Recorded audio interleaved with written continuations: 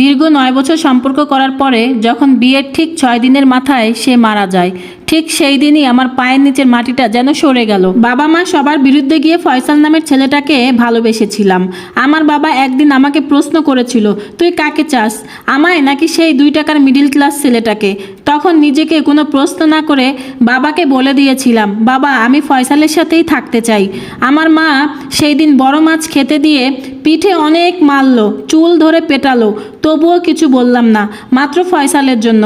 ও বলেছিল কিছু সময় দাও আমাকে, আমি সব কিছু গুছিয়ে নিব। অন্যদিকে ওর পরিবারও মানছিল না, এদিকে আমার পরিবারও ফয়সালকে মিডিল ক্লাস ছাড়া কথাই বলতো না। রাতে খেতে বসলে মা আমার মুখের দিকে পর্যন্ত তাকাতো না, বাবা তো আসলেই ভাতের প্লেটে পানি ঢেলে চলে যেত। খুব কষ্ট পাচ্ছিলাম বাবা মায়ের এই রকম ব্যবহার দেখে। হঠাৎ ফয়সালকে একদিন বললাম, প্লিজ তোমার বাড়িতে তুমি কথা বলো, আমি আর এইসব সহ্য করতে পারছি না। তখন তার একটাই কথা, আমি তো বেকার, আমার কোনো চাকরি নাই, কিছু নেই, বড় 2টা ভাই এখনো অবিবাহিত, আমি কি করে এখন তোমার কথা বাসায় বলি? এদিকে বাবা আমার বিয়ের জন্য অনেক পাত্র আনছে বাসায়। তার 4 দিন পর বাবা মায়ের এইসব কাণ্ড কারখানা সহ্য করতে না পেরে আমি ওকে কল দিয়ে বললাম, তুমি আমাকে 2 দিনের মধ্যে নিয়ে যেতে পারবা? আর না পারলে আমি অন্য কাউকে বিয়ে করে ফেলবো। সেটা শুনে সে কেঁদে দিয়ে বলল, হয়তো আজ ইনকামের জন্য, টাকা 2 মুঠো ভাতের জন্য 9 বছরের ভালোবাসা হারাতে যাচ্ছি। তখন আমিও তার কান্না মাখা গলার আওয়াজ শুনে শান্ত হয়ে যাই।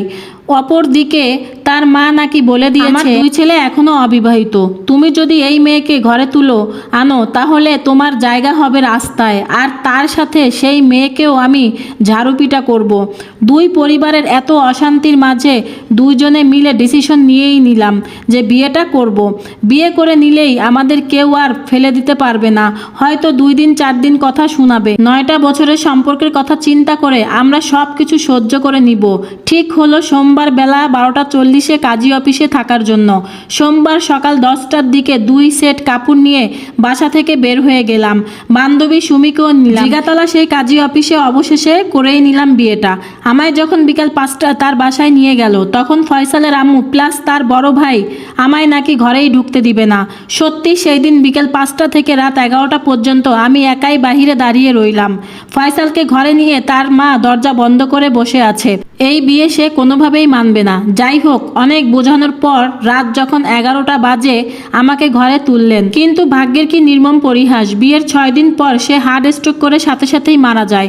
এত যুদ্ধ করে 2 পরিবারের বিরুদ্ধে গিয়ে বিয়ের ঠিক 6 দিন পরে ফয়সাল মারা গেল। আমাকে কষ্টের সাগরে ভাসিয়ে দিয়ে বিয়ের 6ষ্ঠ দিনেই আমার পরনে শাড়ি সাদা কাপড় দেখে নিজেকে খুব অসহায় মনে হচ্ছিল।